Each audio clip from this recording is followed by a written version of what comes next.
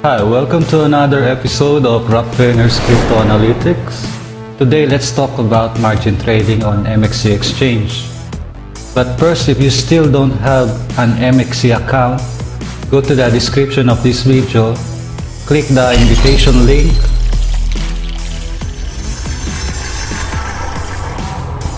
okay, what is margin trading?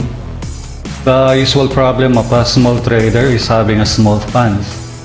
When a good opportunity comes for profit, they can only buy small amount of assets due to shortage of funds. To solve this problem, MXC introduced a new leverage features that can help their users. Through margin trading features, they are given certain times of leverage by allowing users to have a loan on MXC with small collateral, thereby giving them the opportunity to have multiple profits. MXC users can use the margin trading features to increase their assets and use it to trade in the margin trading platform to multiply their profits. If you want to open a margin trading account, you need to transfer an asset. Then you need to borrow a loan. Then after you have borrowed, you proceed to the margin trading. It's either you long or you short. Then repay your loan and interest. To open a margin trading account, you need to go to your MXC account. Then at the top menu, you will see the margin tab. Click it. A margin transaction agreement will pop up. Click to agree and confirm open.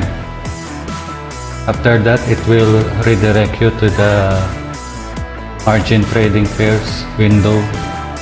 At the right column, you will see the supported margin trading pairs. You will see how many times leverage you can get on that margin trading pairs. Just remember that cross margins allows traders to apply the same margin balance to different trading positions. When the risk rating of the full position margin account reaches 110%, the system will liquidate the margin position. That's the risk that you have to take. When your assets are liquidated, you will lose your assets. The first thing that you have to do is to transfer an asset.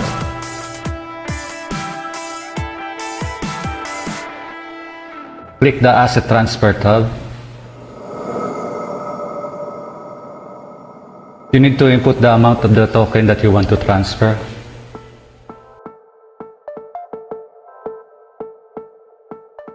After you have successfully transferred to the principal balance of your margin account, you can now start to borrow the token that you want. You may now click the Apply to Borrow tab. Then a pop-up window will appear.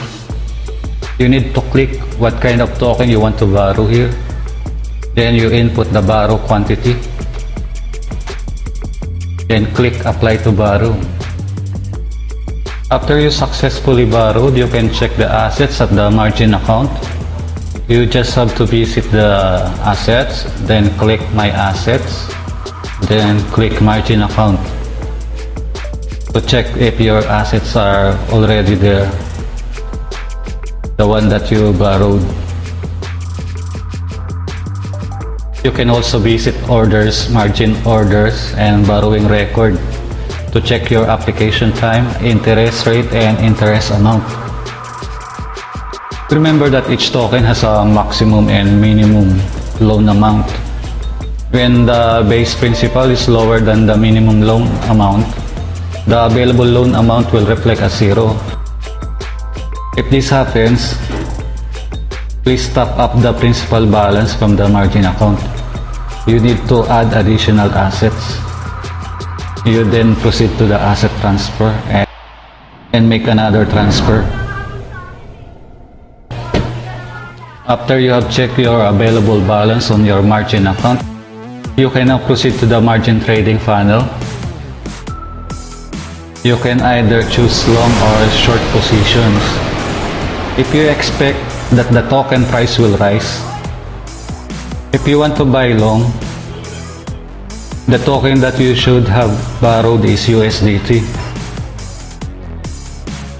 Borrow USDT to purchase token at a low price and sell it at a high price to earn a profit. Go to the margin page to buy the token that you want at the lower price. At the limit order panel, click the price that you want to buy, then the amount of token, then click buy long. Then when the token price rise to the expected amount that you want, then sell short on the limit order. The same process, you just click the price that you want to sell the token, then the amount, indicate the amount that you want to sell, then click sell short. Do shorting if you expect that the token price will fall. To do this, first you need to borrow a fixed quantity of the target token. If you want to do shorting, the first thing that you need to do is to transfer an asset to the margin account, then apply to borrow the token that you want to short. After you have borrowed the token, you sell it at a high price and rebuy it or purchase it again at the lower price to earn a profit. After you have successfully borrowed the token, you have to sell short it on the margin tab at a high price. At the sell short panel, you input the price that you want to sell, then input the amount that you want to sell on the quantity tab, then click sell short. After you have successfully completed this and the price falls to the target level, when the token price falls, then that is the time that you have to buy back again that token. Once again, you go to the margin tab and click the price that you want to buy the token, the amount of quantity, then click buy. This is the process on how to repay your loan and interest. First, you need to visit the assets page, then click my assets. After that, you click the margin account. Then click repay button on the right side to access the repay dialog box. A pop-up window will appear. Input the quantity to repay. Verify the amount that you have input. Then click apply to repay button. Just remember, if the quantity of your token is insufficient to repay the token and interest, you need to top up your margin assets. You need to do another asset transfer to your margin account and repay the loan and interest. Just take note that the interest rate charged is computed as a percentage of the token quantity amount. It is charged at 12 midnight at UTC plus 8 on a daily basis. If the token was borrowed for less than 1 day, the interest amount computation will round it to 1 day. The user shall repay the token of what they have borrowed. And it is important to repay the token and interest on a timely basis to avoid incur unnecessary charges due to late payment. Let's talk about risk rate and liquidation on margin trading. Risk ratio is an indicator used to evaluate the risk of funds in margin trading. When the risk rate is less than equal to the early warning line, there is a strong level of risk. The system will send an email to inform the user to pay attention to the risk. When the risk rate is less than equal to the margin maintenance line, the system will send an email to inform the user to increase the margin line in a timely manner. When the risk rate is less than equal to liquidation line, The system will perform a forced liquidation and use the assets of the account to repay the principal and interest and send an email to inform the user that the liquidation has been triggered. Just remember that margin trading enables the users to have a greater returns with small fraction of fund.